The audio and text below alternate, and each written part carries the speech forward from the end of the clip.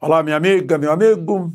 Hora do nosso encontro neste domingo, 3 de agosto, dia das manifestações, mas hoje eu vou começar com uma nota triste, que vocês já devem ter visto. Eu postei aqui no X, no dia, que foi no sábado, letras em funeral. José Roberto Guzzo, 82 anos. O jornalismo perde seu texto mais brilhante, mais destemido. Guzzo turbinou a Veja, inspirou a Oeste, valorizou o Estadão, a Gazeta do Povo, foi modelo de jornalismo atento e crítico. Permanece em nós como inspiração. O corpo de J.R. Guzzo foi sepultado neste domingo pela manhã no cemitério de Congonhas, em São Paulo. Bom, num dia como hoje, em 1920, nas Olimpíadas da Bélgica, Antuérpia, o Brasil ganhou sua primeira medalha de ouro. Foi literalmente um paraense, Guilherme Paraense, nascido em Belém, tenente do Exército, no tiro. Não só medalha de ouro, como ouro e bronze em outra modalidade. Ele atirou com o revólver dele, a equipe passou, foi num navio mercante que chegou a Lisboa, pegaram um trem, roubaram as armas da equipe, a dele não, né? Mas ele é mais conhecido na Europa que no Brasil. Ele morreu no Rio de Janeiro já com 83 anos. Era um tenente usando barba naquele tempo. Hoje só tem uma família de militares que tem uma autorização expressa para manter a tradição usando barba. Bom, e num 3 de agosto, em 1936, outra Olimpíada de Berlim, 100 metros, Jesse Owens, negro, campeão. Ganhou dos alemães, a raça superior na época. Hitler estava na tribuna, vendo a vitória de um americano e de pele preta. Em 2015, José Dirceu é preso pela Lava Jato. Já tinha sido condenado pelo Mensalão. Por coincidência, hoje é um encontro nacional do PT. Foi um encontro de ex-presos. Estava lá José Dirceu, Delúbio, José Genuíno e Lula.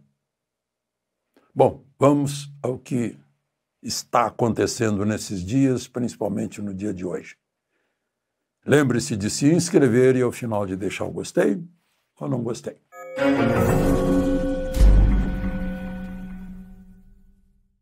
E no mínimo 30 importantes, das mais importantes cidades brasileiras, manifestações pela Constituição, pela libertação de presos políticos, pelo impeachment do ministro Moraes, por anistia como solução pacificadora nacional. A maior delas foi na Avenida Paulista. Eu assisti pela Oeste. Imensa. Avenida Paulista cheia, lotada. Nicolas brilhando no palanque. Olha só, eu não sei por que as pessoas fazem questão de se mostrarem ridículas. O Estado de São Paulo publica o seguinte título, me chamou a atenção. Em trio elétrico esvaziado, bolsonaristas pedem anistia e criticam Moraes e Lula na Avenida Paulista. Em trio elétrico, e realmente não tinha uma multidão em cima do trio elétrico, tinha uma multidão na Avenida Paulista. Sem Bolsonaro, sem governadores, um povo. Quem lidera, qual é a origem do poder? É o povo. Essa é a liderança numa democracia, do povo. Foi isso que o Estadão, sem querer, quis ironizar, fazer brincadeira, ridicularizar. Ficou ridículo o título. Quem fez o título ficou ridículo. Que pena.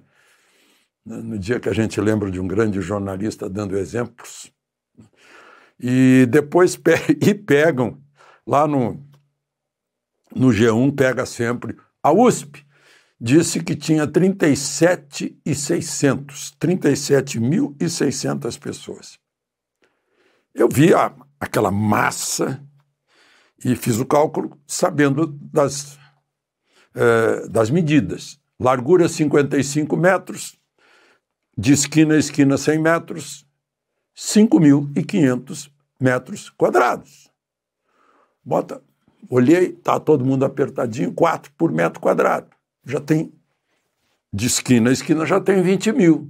Aí você olha quantas esquinas tem, você vai chegar em algo entre 200 mil e 300 mil, e não 37.600, não é?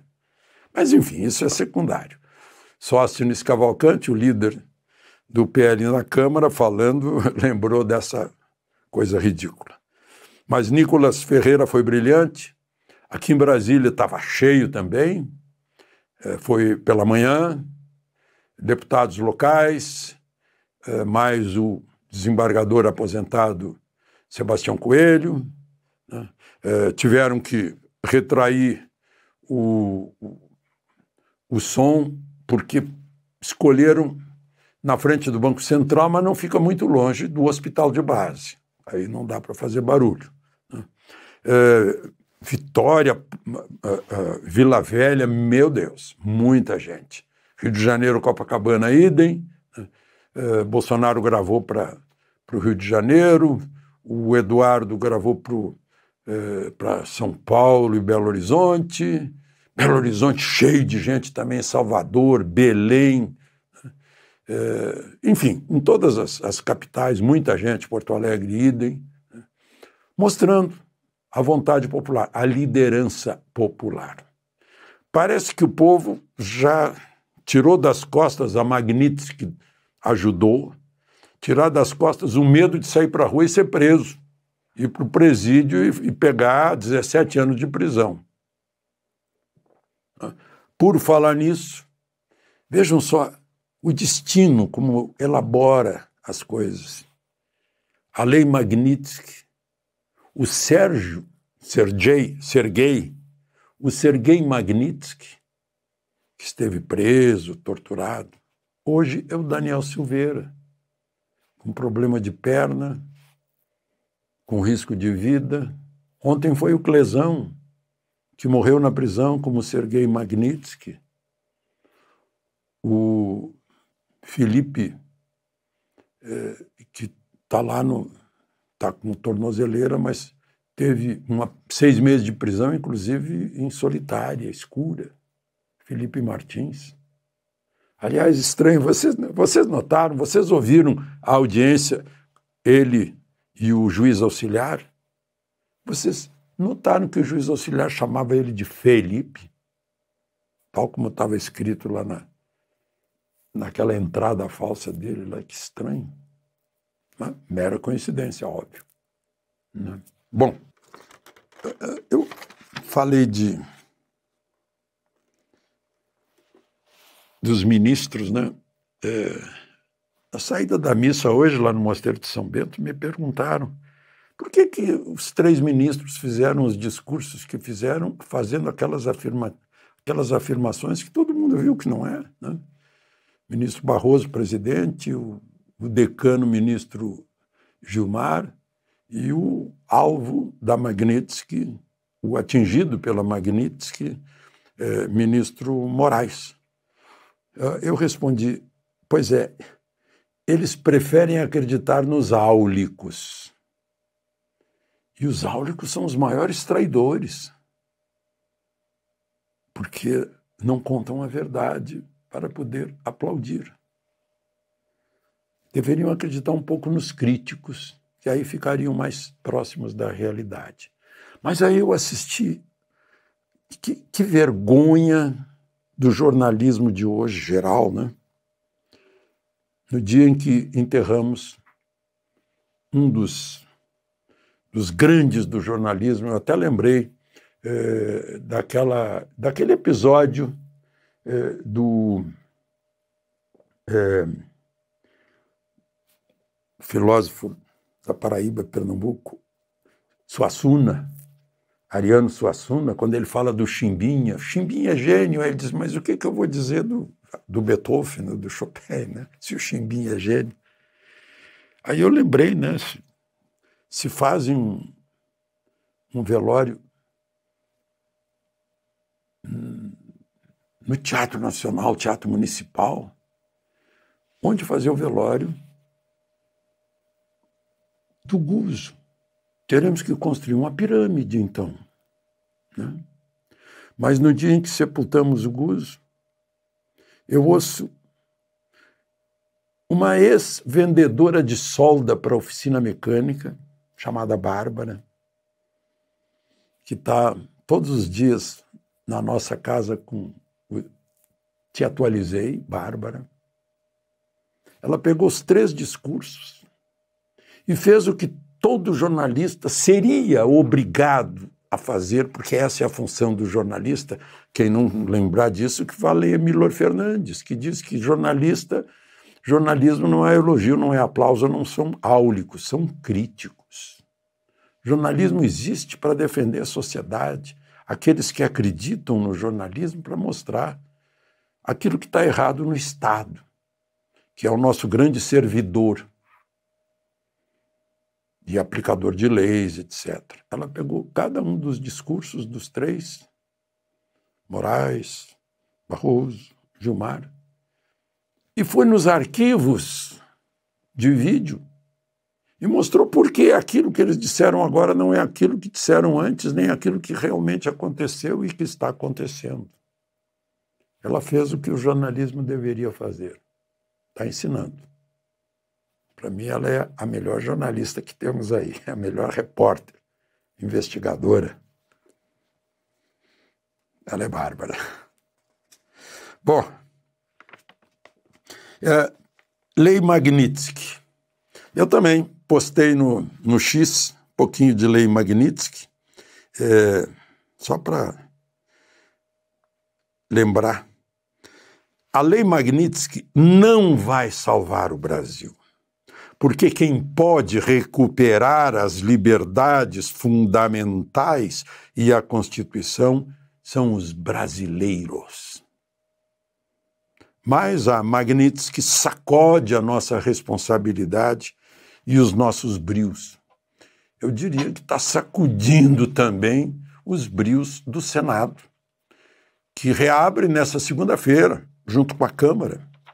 A Câmara tem lá um projeto de anistia para examinar, para pensar a respeito, que nós temos aí Sergei Magnitsky no solo brasileiro, gente morrendo na prisão, gente na solitária na prisão para ver se confessa, né?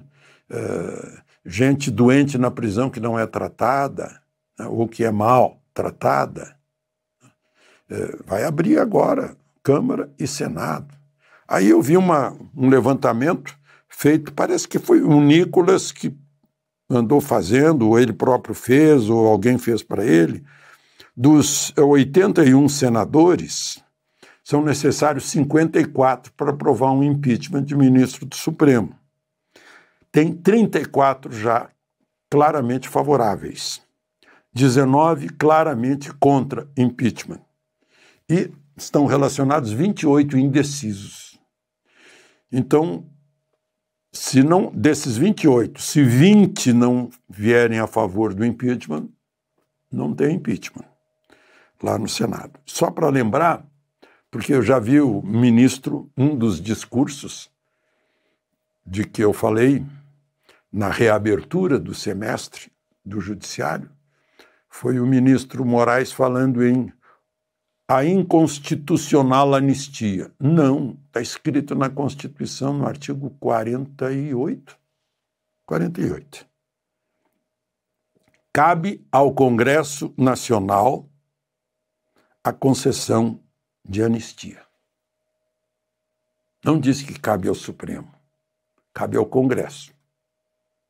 Portanto, não cabe ao Supremo negar a anistia, porque cabe ao Congresso dar a anistia. De Brasília, Alexandre Garcia.